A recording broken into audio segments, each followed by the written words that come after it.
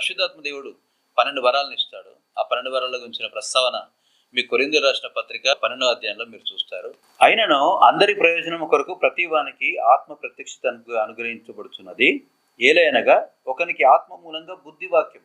ఇష్టానుసారం రీతిగా బ్రతుకుతున్న వ్యక్తితో ఎలా మాట్లాడాలి, వారికి ఏ మాటలు చెప్పాలన్న మాటలు నీకు ఎలా కలుగుతుంది? పరిశుద్ధాత్మ దేవుని ద్వారానే కలుగుతుంది. మరి ఒకరికి ఆత్మను అనుసరించి జ్ఞానవాక్యం. వ్యవహారాలని, వ్యవస్థల్ని, డబ్బుల్ని, నీ సంస్థల్ని, నీ కింద పనిచేసే వారిని, ఎవరి కిందనైతే పనిచేస్తున్నావో వారిని జ్ఞానయుక్తంగా ఎలా నడిపించాలన్నది జ్ఞానవాక్యం. మరి ఒకరికి ఆత్మ వలన విశ్వాసము, పరిశుద్ధాత్మ కలిగే విశ్వాసము.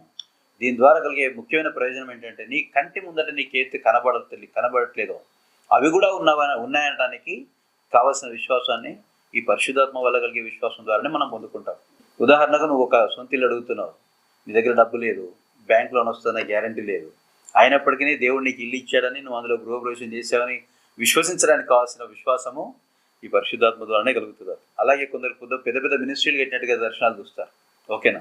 అవి ఒక 5 ఏళ్లకు 10 ఏళ్లకు నెరవేరుతాయి. ఎలా నెరవేరుతాయి?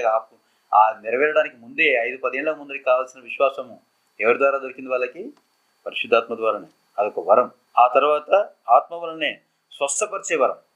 నీ ఇంటికి ఎవరో కాలు బాగాలేదని, చేతులు బాగాలేవని, కడుపును వస్తుందని, తలనొప్పులు వస్తుందని, లేకపోతే నిద్ర పట్టలేదని వస్తారు. వాళ్ళని స్వస్థపరిచేలాగా నువ్వు ప్రార్థన చేయగానే వాళ్ళు బాగుపడాలంటే నీకు ఏ వరం కావాలి? పరిశుద్ధాత్మ దేవుడు ఇచ్చే స్వస్థత వరం కావాలి. ఓకేనా? ఇలాగా మనము చూస్తే చూడండి, మరొకరికి అద్భుతాలు చేసే వరం. అప్పులని పోవాలని చెప్పి ప్రార్థన చేయాలని వస్తారు. అద్భుతం కావాలి వాళ్ళకి. నువ్వు ప్రార్థన చేసినప్పుడు పరిశుద్ధాత్మ దేవుడు నీ ద్వారా అద్భుత కార్యం చేస్తారు. చేసినప్పుడు వాళ్ళ ఆదాయం ఎంత ఉన్నా వాళ్ళ అప్పులన్నీ పోతాయి.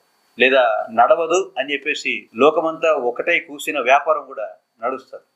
ఇవన్నీ అద్భుత కార్యాలు. ఆ తర్వాత మరొకరికి ప్రవచన వరము, మరొకరికి ఆత్మలు వివేచించే వరము, మరొకరికి నానా విధమైన భాషలను, మరొకరికి భాషల అర్థం చిక్కు శక్తియు అనుగ్రహించబడుచున్నాయి.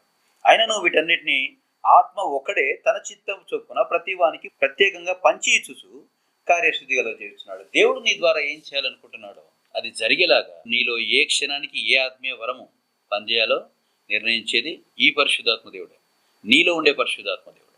కాకపోతే పట్టుదలతో ఉండే ప్రార్థన ఈ వరాలు నీలో పనిచేసేలాగా చేస్తాయి. ఒక ఫేమస్ సామెత ఉంది, Christians are more busy in casting out the demons which are not there. లేని దురాత్మల్ని పంపించే పనిలో క్రైస్తవులు చాలా బిజీగా ఉన్నారంట. అదే ఆత్మలు వివేచించే వరం నువ్వు పొందుకున్నావు అనుకో, అసలు దురాత్మ ఉందా లేదా, పనిచేస్తుందా లేదా అనేది నీకు తెలుస్తుంది. సో పరిశుద్ధాత్మ దేవుని ద్వారా నీకు కలిగే రెండో మేలేంటి? నీకు శక్తిని అందుతావు, ఆత్మీయ వరాలను కూడా